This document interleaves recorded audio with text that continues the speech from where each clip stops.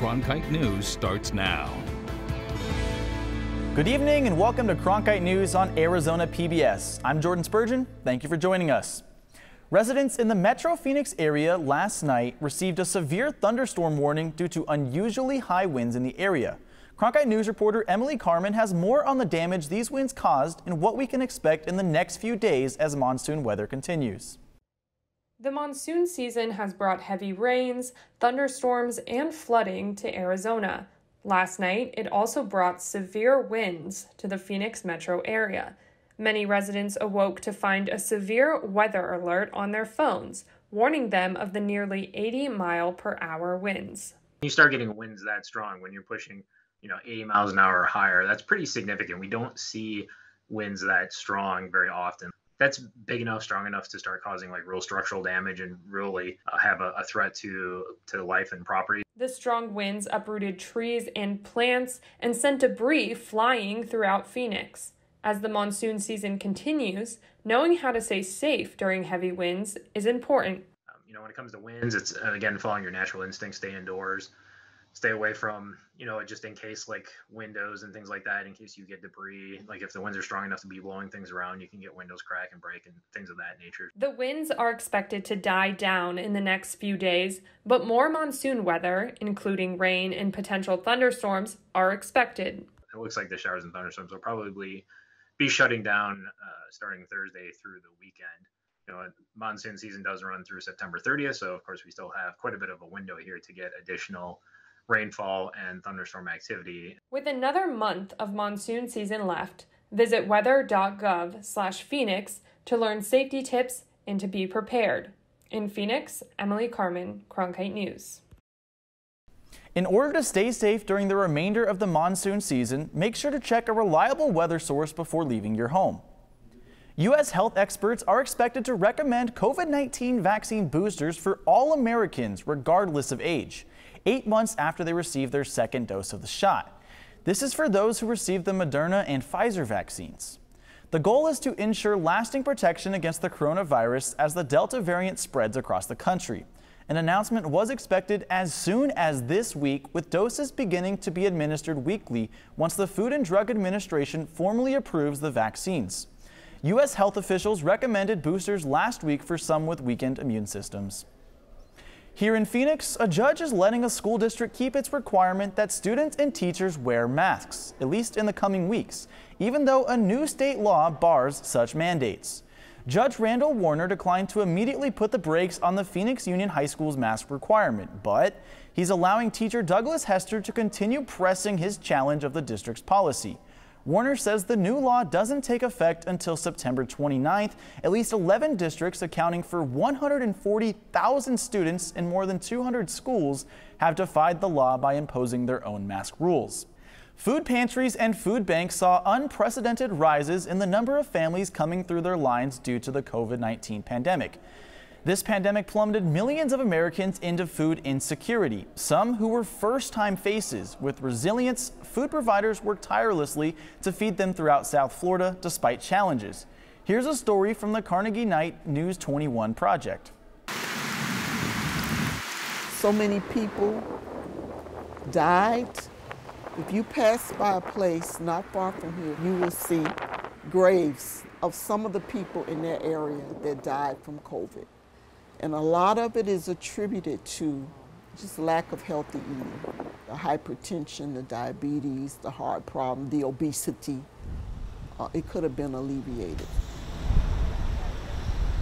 We service Opelika, Little Haiti, Little Havana, Hialeah. There was such a heartbreaking time to see people take the line and to see them that they were embarrassed or thought this would never be me, that I would have to get in the food line. And you'd have sometimes four families to a car, and you're trying to get that food, all that food in the cars, and sometimes when it wouldn't fit, you could just see the look on their faces like they didn't know what they were gonna do. In all my years I have lived, I never thought I would see anything like that in America. My situation before COVID was fantastic. I had all means of paying everything on time, getting food on time. But since the pandemic, it has really affected my household. So I do come to the community food banks, and this is where I volunteer. Being a volunteer means you get to meet exciting people. It's like a village helping a community. The pandemic came and our lines were down the street. We were serving up to like 500 families a week at a time. We had to close our gate because we didn't have any food to feed them. Sometimes the people is like, please, please, please, even if you have a gallon of milk, people should be more mindful of the small organization because we do a lot. We don't get money to do what we do because I love doing it. I love helping people, you know, because you can see the joy, especially when they bring the kids.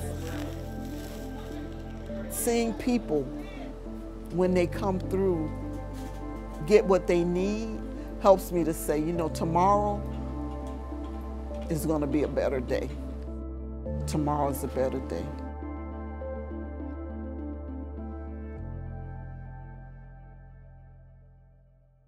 And now, a look back at some of our stories involving animals and those that care for them. The task of trimming and shoeing a horse is the profession of a farrier. Faith Abercrombie went to Tucson to learn more about the male-dominated profession and the females behind it. According to the American Farriers Journal, only about 6% of full-time farriers are female. I spoke with the Tucson School of Horseshoeing and found out what they're doing to improve this number.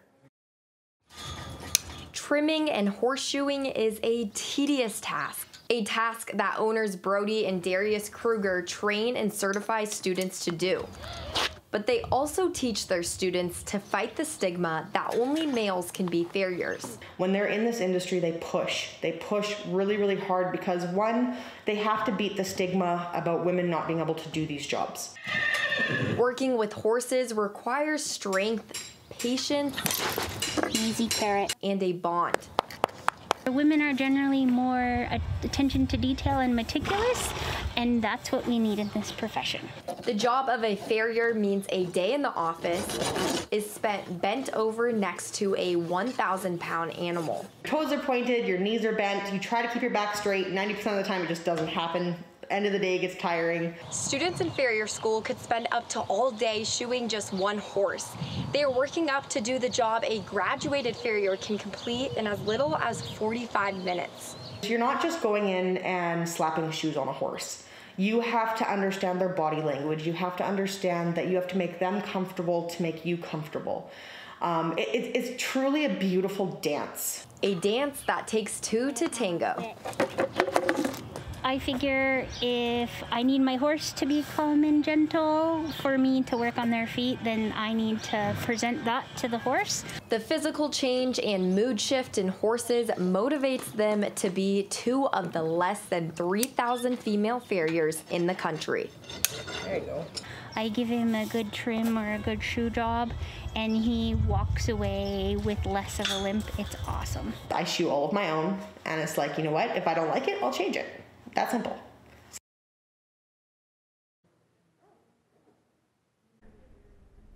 The Tucson School of Horseshoeing said that over the years, they have began to see more and more female students train in their farrier courses.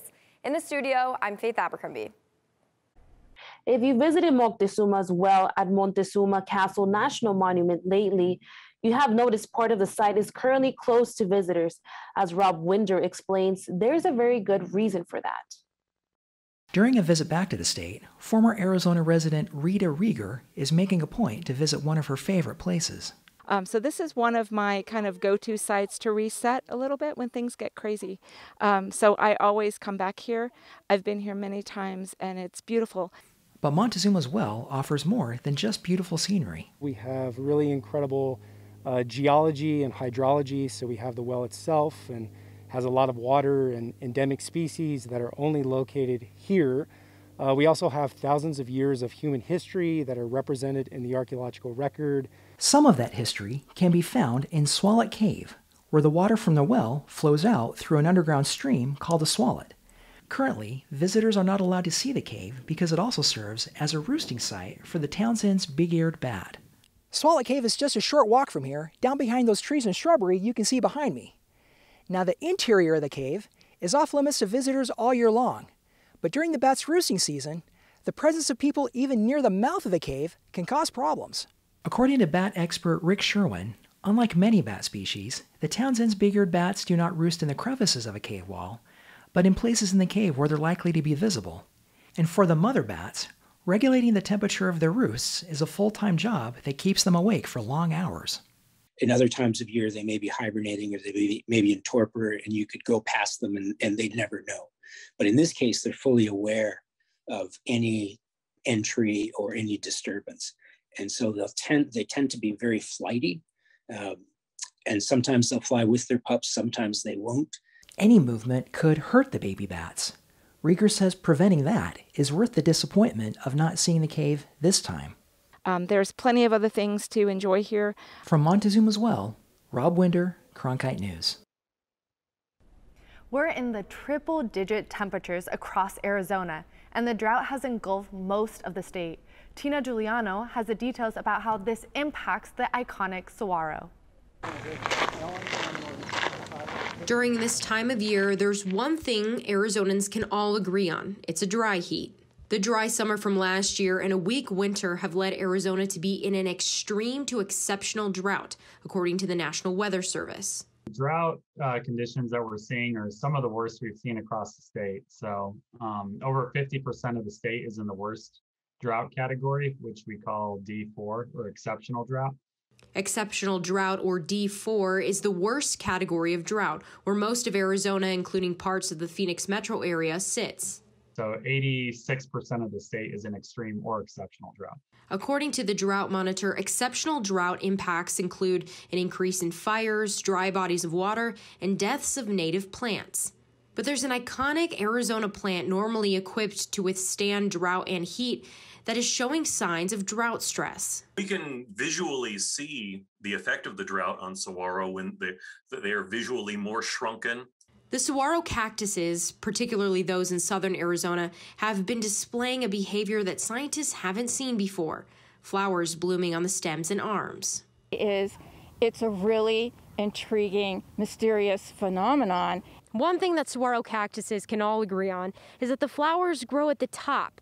But this year, people are seeing that they're growing on the stems and the arms, like what's happening to the saguaro behind me. McHugh said although they don't know exactly, one theory is that when plants become very stressed out, they will push all their last bits of energy they have left into flowers.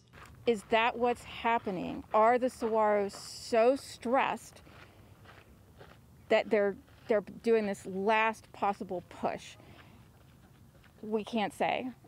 As the drought continues and each year becomes hotter, McHugh said scientists believe the weather is stressing out the plants. Is that shift in the weather due to climate change? We believe that it is. While the blooms continue to fill the sides of the saguaros, scientists, meteorologists, and plant lovers alike hope rain is on the way. In Phoenix, Tina Giuliano, Cronkite News.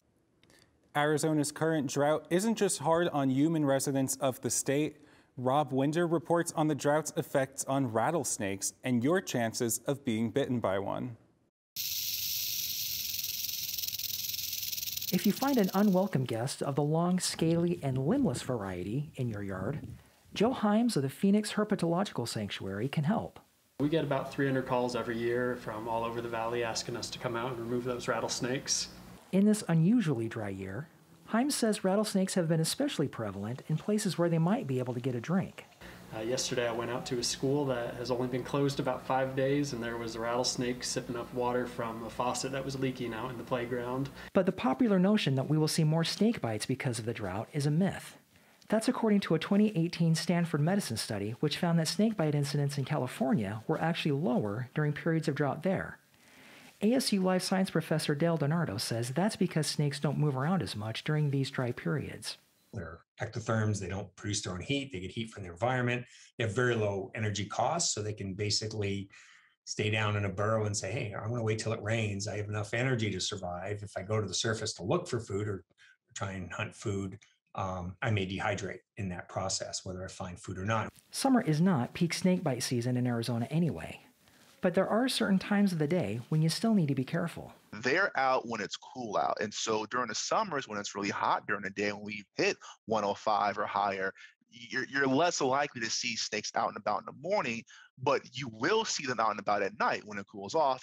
But regardless of rainfall levels or the time of day, there's one thing about rattlesnake behavior that doesn't change. Just remember that rattlesnakes don't want to hurt you. In Scottsdale, Rob Winder, Cronkite News.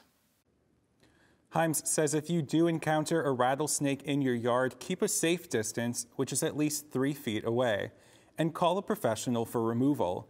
If you happen to get bit, the Arizona Poison and Drug Information Center says do not apply a tourniquet or ice to the bite. Do not suck out the venom or cut around the bite, and do go to a hospital immediately. That's it for Cronkite News tonight. Thanks for joining us. Stay tuned for Break It Down, where we break down how some athletes make better entrepreneurs and why so many athletes have found success in it. And it's all coming up next. For top Arizona stories anytime, go to cronkitenews.azpbs.org.